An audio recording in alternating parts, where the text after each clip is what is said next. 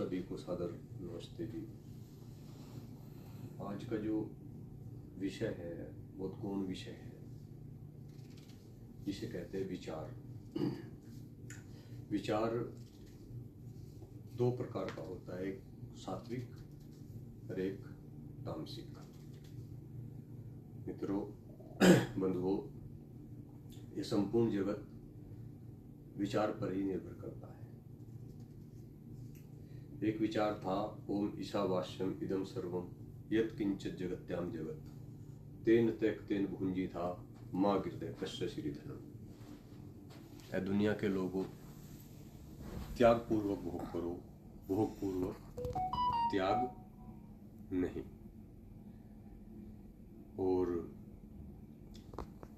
जब तक हम इस सूत्र पर चले तब तक संसार के अंदर अमन, शांति, सद्भाव और एक दूसरे का सम्मान सदा बरकरार रहा। इस देश के लिए महर्षि दधीची जी ने तेन तख्तेन भुंजी था, अपने शरीर का भी त्याग कर दिया था। और वो ऋषि परंपरा, ऋषि अनुयायी, परमात्मा को मानने वाले ऋषि थे। और उस समय मैं आपको जहाँ तक सुना, समझा, विद्वानों ने बताया, उस समय भारत का विचार विश्व के अंदर एक सर्वोपरि था, जिसके विचार को संसार मानता था। और कहीं अन्याय नहीं था, कहीं अनाचार नहीं था। लेकिन आज हम रह तो भारत में रहे हैं, भारत हमारा देश है, लेकिन 70% लोग तामसिक विचार में अपने जीवन का निर्वहन कर रहे हैं। और यह तामसिक प्रवृत्ति जगह जगह देखने को आया है। कहीं हत्या, कहीं लूट, कहीं कब्जा।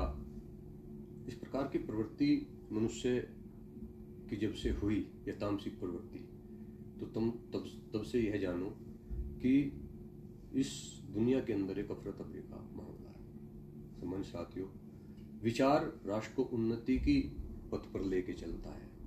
एक विचार राम का था, एक विचार रावण का था, एक विचार कंस का था, एक विचार कृष्ण का था। और ये विचार की ही देन रही कि जब महामंत्री चाणक्य जी ने नंद वंश का समापन कर दिया था। महामंत्री चाणक्य जी ने उस दुराचारी नंद को भारत से खत्म कर दिया था, क्योंकि उनका विचार एक सकारात्मक विचार था। ऐसे ऐसे महापुरुष, ऐसे ऐसे महानुभाव इस भारत देश के अंदर हुए हैं, जिन्होंने देश की अस्मिता और देश के सम्मान को बचाने के लिए अपने प्राणों को भी आहुत कर। ये विचार था। विचार विचार विचार विचार जब व्यक्ति के अंदर विचार इतना प्रकट हो जाए कि उसके अंदर चिंतन चलना प्रारंभ हो जाता है, तो समझो कि वहाँ पे एक व्यवस्था चलती है। और विचार कई तरह के होते हैं। कई लोग गलत दिशा की ओर चलते हैं, कहते तो कुछ हैं और करते कुछ हैं, लेकिन वो स्वयं सेल्फ को ही जीवन समझते हैं। जबकि अगर देखा जाए, यह जीवन तो क्षणिक है। यहाँ तो कोई अमर नहीं, ना किसी की यहाँ पे ऐसी कोई सत्ता संसार में परमानेंट रहने वाली कि कोई यहाँ पे परमानेंट रहेगा और पूरी जब तक यह सृष्टि रहेगी उसके सुख को भोगेगा।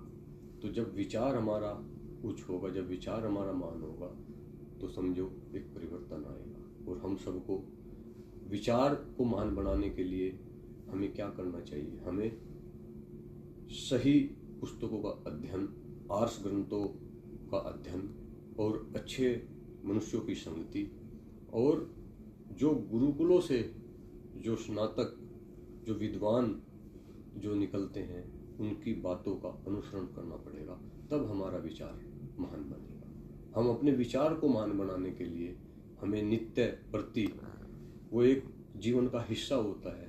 क्योंकि देखो सम्मानित साथियों, जिस परमपिता परमात्मा ने हमें यह जीवन दिया, हम उसको अपने जीवन से बाहर निकाल देते हैं और हम केवल एक शरीर बनकर अपने जीवन को जीते हैं, जबकि हम शरीर नहीं, एक जीवात्मा है। और जीवात्मा और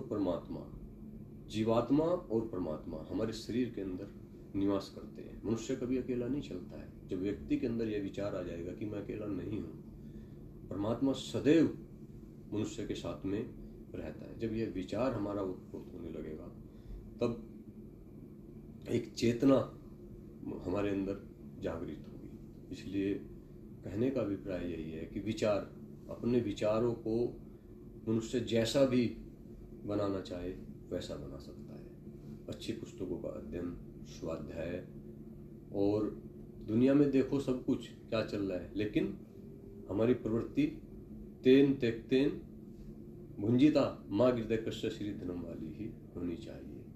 और जैसे कहा गया, अस्तो माँ सदगमय, तमसो माँ ज्योतिगमय, मृत्युर्मा अमृतगमय। जब हम इन वेद के मंत्रों का उच्चारण अपने मन में रखते हैं, प्रभु असत्य से सत्य की ओर, प्रभु अंधकार से प्रकाश की ओर, प्रभु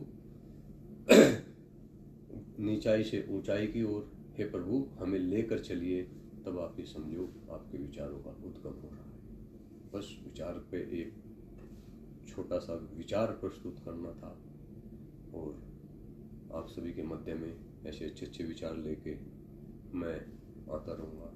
आप सभी का धन्यवाद। नमस्ते।